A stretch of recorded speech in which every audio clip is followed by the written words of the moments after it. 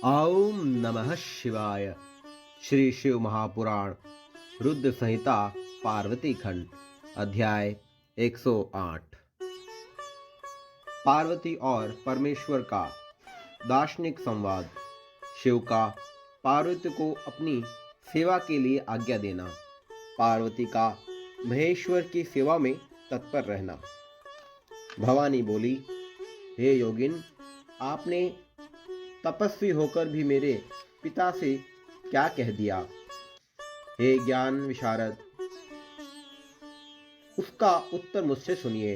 हे शंभो, आप तप की शक्ति से संपन्न होकर ही महातपस्या कर रहे हैं और उसी महाशक्ति की प्रेरणा से तपस्या करने के लिए आप महात्मा को ऐसी बुद्धि प्राप्त हुई है। सभी कर्मों को करने वाली उस शक्ति को ही प्रकृति जानना चाहिए। उसी के द्वारा सबकी सृष्टि, पालन और संहार होता है। अतः हे भगवान, आप कौन हैं और सूक्ष्म प्रकृति क्या है, इसका आप विचार करें। प्रकृति के बिना लिंग रूपी महेश्वर किस प्रकार रह सकते हैं? आप प्रकृति ही कारण सदा प्राणियों के लिए अर्चनीय, वंदनीय और चिंतनीय है। इस बात को हृदय में विचार कर ही आप यह सब कहिए। ब्रह्मा जी बोले, हे नारद, पार्वती जी के उस वचन को सुनकर महती लीला करने में रत रहने वाले प्रसन्नचित महेश्वर हंसकर कहने लगे। महेश्वर बोले, मैं उत्तम तपस्या द्वारा ही प्रकृति का नाश करता हूँ और वस्तुतः प्रकृति से रहित होकर ही शंभु के रूप में स्थित रहता हूँ। अतः सत्पुरुषों को कभी भी प्रकृति का संग्रह नहीं करना चाहिए और लोकाचार से दूर तथा विकार रहित रहना चाहिए। ब्रह्मा जी बोले, हे तात, जब शंभु ने लौकिक व्यवहार के अनुसार यह बात कही, तब काली मन ही मन हंसकर यह मधुर वचन कहने लगी। काली बोली, हे योगिन, हे शंकर, हे प्रभु, आपने जो बात कही है, क्या वह प्रकृति नहीं है? आप उससे परे कैसे हैं? इन सबका तात्विक दृष्टि से ठीक ठीक विचार करके ही आपको बोलना चाहिए।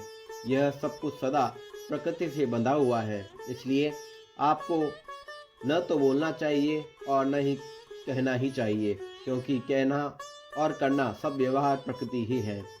ऐसी अपनी बुद्धि से समझिए। आप जो कुछ सुनते, खाते, देखते और करते हैं, वह सब प्रकृति का ही कार्य है। इसी मिथ्या कह देना निरर्थक है। हे प्रभु शंभु, यदि आप प्रकृति से परे हैं तो इस समय इस हिमवान पर्वत पर तपस्या किस लिए कर रहे हैं? हे हर, प्रकृति ने आपको निगल लिया है, अतः आप अपने को नहीं जानते। हे ईश, यदि आप अपने को जानते हैं तो किस लिए तप करते हैं? हे योगिन, मुझे आपके साथ वाद विवाद करने की क्या आवश्यकता है?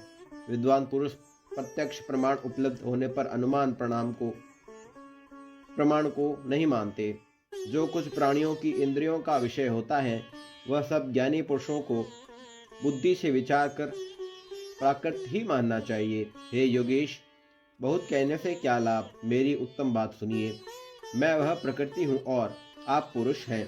यह सत्य है, सत्य है, इसमें संशय नहीं है। मेरे अनुग्रह से ही आप सगुण और साकार माने गए हैं। मेरे बिना आप निरीह हैं और जो कुछ भी करने में समर्थ नहीं है।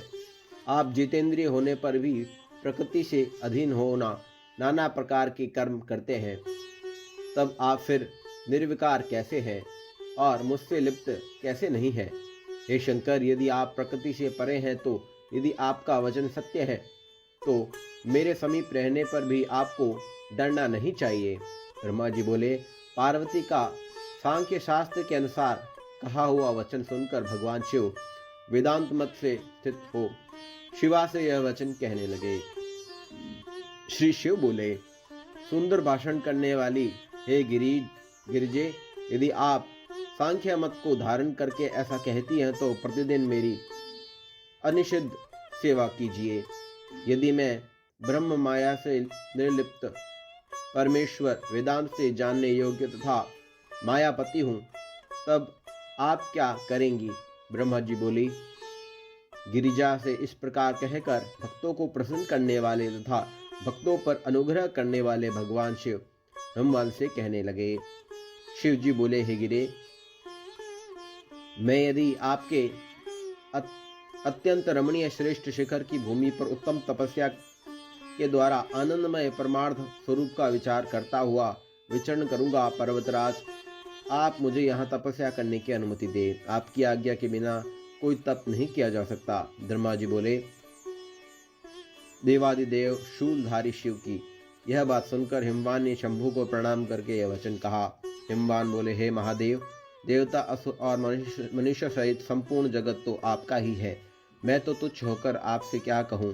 ब्रह्मा जी बोले, हे नारद, हिमवान के इस प्रकार कहने पर लोक कल्याणकारी भगवान शंकर ने हंसकर आदर पूर्वक उन गिरिराज से कहा, अब आप। शंकर जी की आज्ञा पाकर हिमवान गिरिजा के साथ अपने घर लौट गए। तब से वे गिरिजा के साथ प्रतिदिन उनका दर्शन करने लगे। काली अपने पिता के बिना भी दोनों सहेलियों के साथ नित्य भक्तिपरायण होकर सेवा के लिए शंकर के पास जाती थी। हे तात, महेश्वर के आदेश से उनकी आज्ञा का पालन करने वाले पवित्र नंदीश्वर आदि कोई भी गण उन्हें नहीं रोकते थे।